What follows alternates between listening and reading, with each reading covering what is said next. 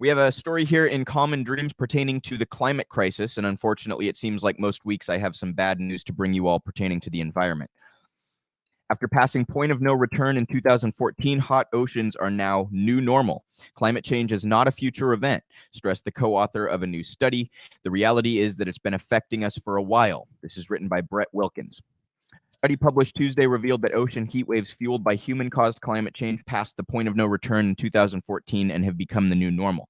The study, led by California's Monterey Bay Aquarium and entitled The Recent Normalization of Historical Marine Heat Extremes, was authored by Kesey, I apologize for butchering that, R. Tanaka and Kyle S. Van Houten, and published in the journal PLOS Climate. The researchers analyzed marine temperatures over the past 150 years and found that in 2019, 57% of the global ocean surface recorded extreme heat, which was comparatively rare a century ago. Establishing a fixed historical benchmark for extreme marine temperatures, the researchers found that 2014 was the first year in which more than 50% of global ocean temperatures experienced heat extremes. According to the study, this represented the point of no return, which first occurred in the South Atlantic Basin in 1998 and worldwide 16 years later. Quote, climate change is not a future event, Van Houten, who is CEO of Loggerhead Marine Life Center in Juno Beach, Florida, said in a statement. The reality is that it's been affecting us for a while. Our research shows that for the last 7 years, more than half of the ocean has experienced extreme heat. And they go on there to talk about some of those effects, you guys, things like we've seen the bleaching of coral reefs, the coral reef dying because it's too hot. The oceans also are a huge part of just like the Earth's systems, the water cycle and other systems that regulate temperature and climate. So this is a horrible sign. We've covered nothing but really horrible news on climate. Unfortunately, you guys, from melting permafrost to extreme weather events to the Atlantification issue, to the doomsday iceberg that is set to potentially break off of Antarctica in the next few years. All this stuff, it's never good news, is it? We're always crossing points of no return. We're always finding out that things are even worse than the worst case scenarios. And this another area where that's the case. And again, I want to condemn the Biden administration for refusing to take substantive steps to address the climate crisis and try to deal with the environmental problems that we face. And that quote was profound at the end there. It's not a future event, you guys. Climate change is happening now, and we need to treat it as such.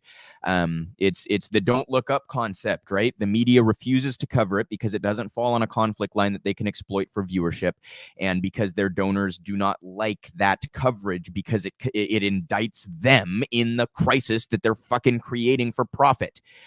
We can't address capitalism without pissing off the corporate media heads, so they're not going to bring this kind of coverage to you because it threatens their business model and their advertisers' business model.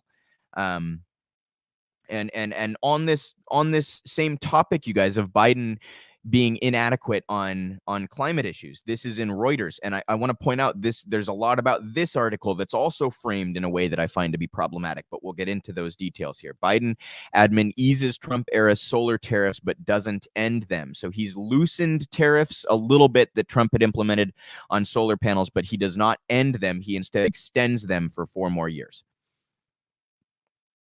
U.S. President Joe Biden extended Trump-era tariffs on imported solar energy equipment by 4 years on Friday, but in a major concession to installers, he also eased the terms to exclude a panel technology dominant among big U.S. projects. The decision represented a balancing act you see what I mean? A balancing act, you guys? As though both sides are equal here between the industries that might suffer some profit loss and saving the fucking planet.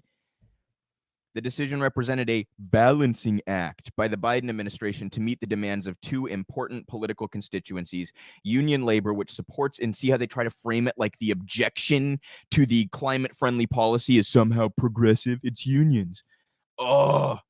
Which supports import restrictions to protect domestic jobs and clean energy developers keen to access cheap overseas supplies. I want to dispel with the notion that we cannot replace those jobs somehow. That somehow, if we import technology to try to make our energy grid more green, that we cannot then replace those who would become unemployed. Of course we can. Of course we can. And we advocate at Real Progressives for a federal job guarantee. that would do just that, that would offer a job to anybody who wanted it and raise the floor on both compensation and workplace treatment around the country. Those jobs also could be used for productive things that that industry, private industry, will not address because there's no profit to be made there. So the notion that these jobs would just be lost, well, that's a policy choice that Reuters is acting like would be a fait accompli if you were to start importing more solar panels. That is not the case. That's a policy decision by Congress and the executive branch. For your extension of the tariff, exempt so-called bifacial panels, which can generate electricity on both sides and are favored by large-scale developers, according to a White House announcement. The technology was nascent when the tariffs were first imposed by Trump, but is now used in most large U.S. solar facilities. The extension also doubles the import allowance in solar cells, the main component of panels, to 5 gigawatts before tariffs kick in, far more than the 2.7 gigawatts the United States is estimated to have imported last year, according to energy research firm Rystad. So Biden does loosen these tariffs a little bit and allow for some more technology to be imported for these solar panels, but he extends the tariffs for 4 more years, the now weakened tariffs. He extends them, a Trump era policy that Biden basically says, you know, I'm down the middle on this. I half agree with Trump. Yet again, it's like immigration stuff. He's refused to undo Trump's immigration executive orders, even though he promised he would do that day one. There are so many areas where Biden has just refused to be a man of his word and has instead sided with Donald Trump over the progressives in his own party. And even the liberals, you guys, do you think they want to side with Trump on the environment? Seriously, like the partisan hack liberals, the blue MAGA. You think they would be happy if they heard that Biden is basically agreeing with Trump on a lot of these issues? No, they wouldn't, but the media won't fucking tell them, right? The media presents Biden as though he's anti-Trump and the Democrats as though they're staunchly anti-Trump, when really they agree with him a lot. Manchin voted with him like 60% of the time in his 4 years, you guys. They act like these Democrats are out here being anti-Trump. No, they're gatekeeping for Republicans. They propped Trump up. They supported Trump, and now Biden is continuing to maintain a myriad of Trump's policies that he does not need to maintain, this being one of them. So we'll keep our eye on the climate crisis as we do every week, you guys. I wish this got more coverage, including in independent circles, and I try to make a point to bring some climate coverage to you guys every week because it's obviously the most important story in many ways that we can, deal with today. The David Sirota and Don't Look Up kind of makes that point in a really fantastic way. It's rather absurd that we have this crisis on our hands and we sort of just ignore it. It's honestly quite stupid. It's a condemnation on our species. And I encourage anybody out there who has any sway in media, who does a show, who anything like that, please make a point to cover the climate.